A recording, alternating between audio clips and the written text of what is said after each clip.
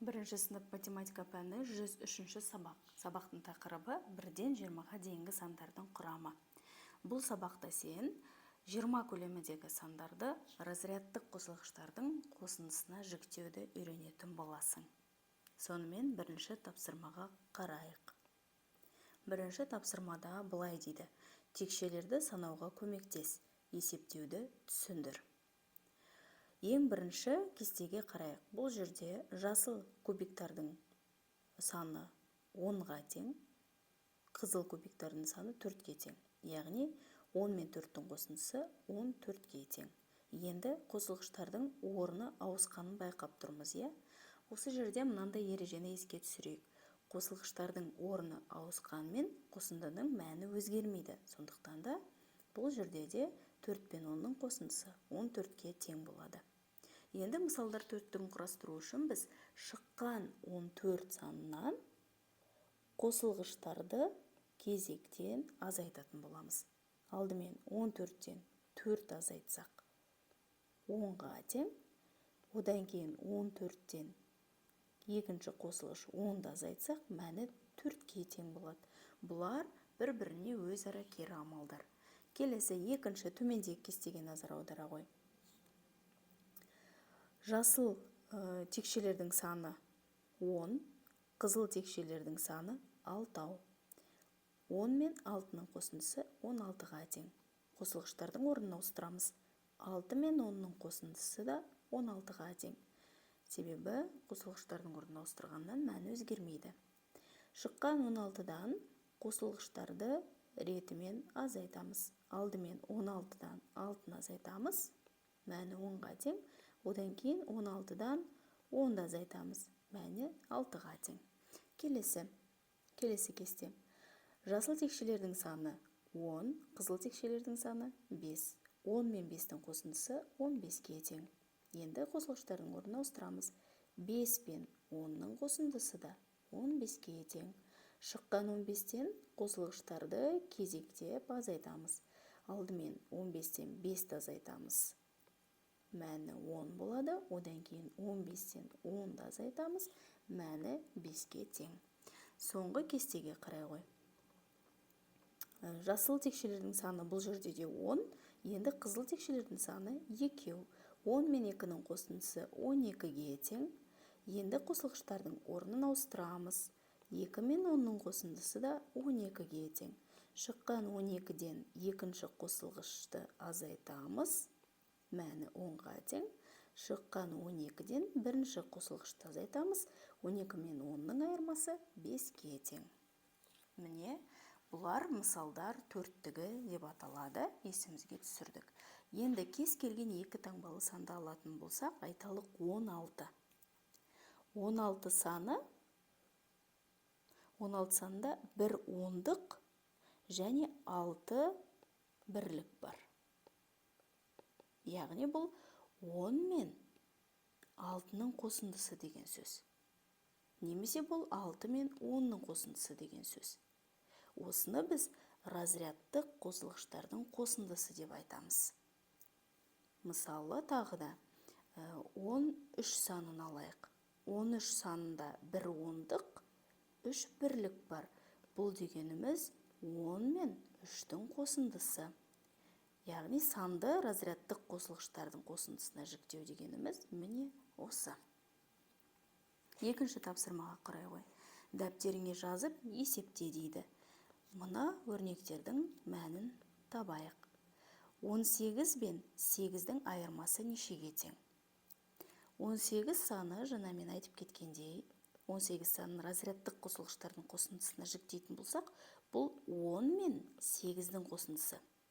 Енді бізге айтады, осы 18-ден мына 8-ді алып тастасаң неше шығады дейді? 10 шығады. 10 мен 7-ның қосындысы 17. 10 мен 9-дің қосындысы 19. 13 пен 3-дің айырмасы 10. 19 бен 9-дің айырмасы 10. 19-дан 9-ды азайтамыз. 10 мен 2-ның қосындысы 12. Міне дәптеріңе осылай есептеп өзің жазып көр. Келесі тапсырма. Келесі тапсырма ауызша тапсырма. Балалар, үшінші тапсырма берілгенін оқиық. Балалар жеуге жарамды, жеуге жарамсыз ойынын ойнады. Тізбектерді есептеп, Әлияның нені жасырынғанын анықтайсың. Мына суретке қарай қой. Балалар ойын ойнап жатыр. Мұнда Әлия тұр. Әлия жемістердің, ойыншықтардың, көкөністердің атауын жасырып тұр. Енді біз мына жоғарыда берілген тізбектерді есептеу арқылы Әлияның қандай затты жасырғанын анықтауымыз керек. Ендеше бастаймыз. 10 мен 5-тің айырмасы. 15-тен 5-ті азайтамыз. 10 қалады. 10 мен 8-дің айырмасы 2-ге тең. 2 мен 10-ның қосындысы 12-ге тең. 12 мен 2-ның айырмасы 10-ға тең. 10 шықты бірінші тізбекте. Екінші тізбекте есептейік. 18-ден 10-ды азайтамыз. 8 қалады. 8 бен 3-тің айырмасы 5-ге тең. 5 бен 5-тің қосындысы 10-ға тең. 10 мен 6-ның айырмасы 4-ге тең. Екінші тізбекте 4 шықты. Демек, Әлия бұл ойында алма мен қуыршақтың атауын жасырған екен. Келесі тапсырма, төртінші тапсырма, бұл мәтіндік есеп. Есепті шығарып, оған кері есеп құрастыр дейді. Ол үшін берілгенін мұқият түсініп оқып алайық. Сырым 16 алма, ал Әлия 10 алма жинады. Сырым қанша алма артық жинады? Есептің алдымен шартын құрайық. Ол үшін белгілі сандарға қарай қой. 16 және 10. 16 алма. Алманы кім жинады? Дұрыс айтамыз, әрине, сырым жинады. Жазамыз, сырым 16 алма жинады. Есептің шартын құрғанда қысқартамыз. 10 алманы кім жинады? Әрине, 10 алманы Әлия жинады. Көріп отырғаныңдай, бұл жерде деректердің екеуі де белгілі. Сырымның жинаған алмасы да белгілі, Әлияның да жинаған алмасы белгілі. Енді есептің сұрағы қандай екен сонда? Сырым қанша алма артық жинады? Қарайық. Сырым 16, Әлия 10 алма жинаса, кімдікі артық? Әрине, сырымның жинаған алмасы көп. Сондықтан да есептің сұрағы сондай болып тұр. Сырым қанша алма артық жинады? Бұл жерде кім артық жинады, соның жанына жазып қоямыз. Сырым артық алма жинаса, сырымның жанына жазамыз. Сырым қанша алма артық жинады? Есептің шешуі. Осы жерде өткен сабақтардан мына ереженің есіңе түсір. Артық немесе кем санды табу үшін біз үлкен саннан кіші санды азайтамыз. Демек, 16-дан 10-ды азайтамыз. 16 мен 10-ның айырмасы 6-ға тең. Есеп алма туралы. Сұраққа жауап берейік. Сырым қанша алма артық жинады? Сырым 6. Әлияға қарағанда 6 алма артық жинады. Мен қысқартып жазып отырмын, сыймағандықтан. Сен дәптеріңе толық жаза қой. Енді осы есепке кері есеп құрастыру керек. Бірінші есепте сырымның қанша артық жинағанын сұраса, енді біз бұл жерде есептің берілгенін дәл солай қалдырамыз. Енді біз сұрағын өзгертеміз кері есепте. Біз енді сырымды Әлияға өзгертеміз, артықты кемге өзгертеміз. Сонда есептің берілгені былай шықты. Сырым 16 алма, Әлия 10 алма жинады. Есептің шарты берілгені өзгерген жоқ. Есептің тек қана сұрағы өзгерді. Әлия қанша алма кем жинады? Есептің шарты өзгермегендіктен дәл солай жазып қоямыз. Сырымның жинаған алмасы мен Әлияның жинаған алмасы белгілі. Бұл жерде біз кері есепте есептің сұрағын өзгерттік. Кім кем жинады? Әлия кем жинады. Демек, Әлияның тұсына жазамыз. Әлия қанша алма кем жинады? шешеміз. Бұл жерде де дәл жаңағы ережені қолданамыз. Артық немесе кем санды табу үшін үлкен саннан кіші санды азайтамыз. 16 мен 10-ның айырмасы 6-ға тең. Сұраққа жауап береміз. Әлия қанша алма кем жинады? Әлия сырымнан 6 алма кем жинады. Міне, екі есепті шығардық. Ары қарай келесі тапсырмаға өтейік. 5-ші тапсырма. Бұл ойлануды қажет ететін тапсырма, сондықтан назар аудар. Қайсысы ауыр дейді? А және Ә тапсырмасында қайсысы ауыр екенін анықтауымыз керек. Біріншісінде алма ма, әлде алмұрт па? Екіншісінде алма ма, әлде апельсин бе? Енді біріншісіне қарайық, асына. Алманың массасы 2 алхоры, орысша айтқанда слива дейміз. 2 алхорының массасымен тең. Таразының басы тең тұр.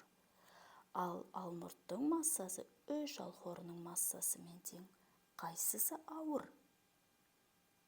Дұрыс, алмұрт ауыр. Себебі оның массасы 3 алхорының массасымен тең екен. Келесі әсіне қарайық.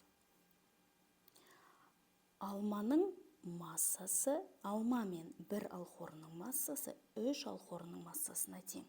Ал апельсиннің массасы 2 алхорының массасына тең. Енді қарайық.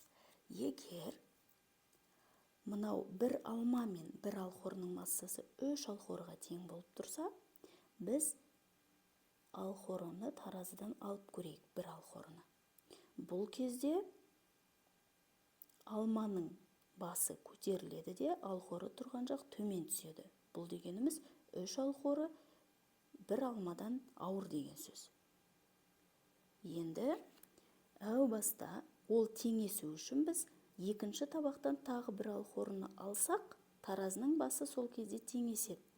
Демек, әуелдегі суретте айтқандай, алманың массасы 2 алхорыға тең еді ғой. Қай кезде ол теңеседі? Таразыда 2 алхоры қалған кезде.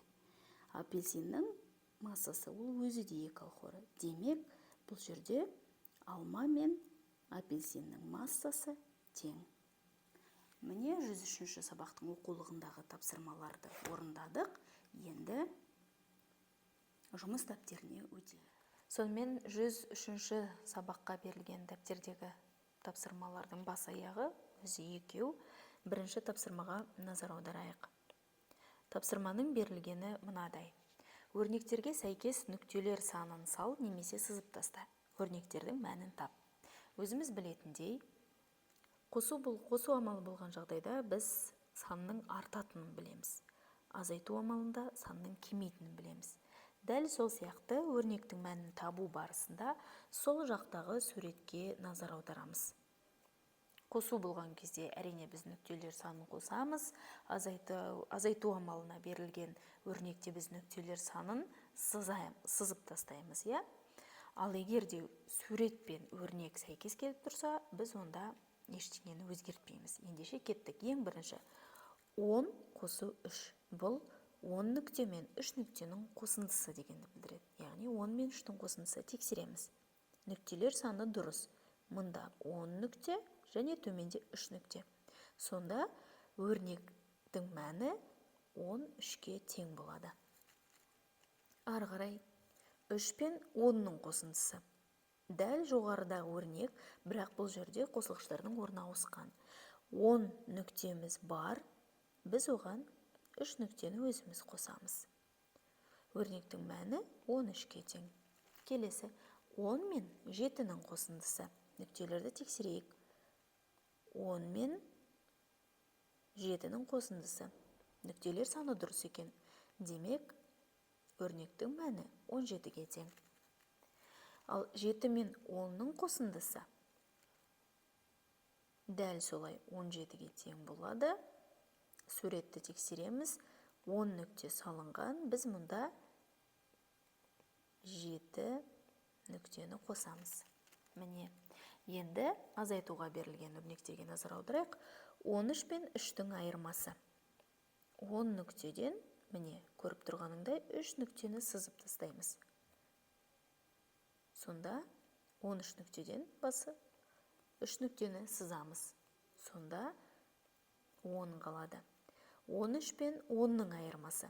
Мұнда барлығы 13 нүкте берілген.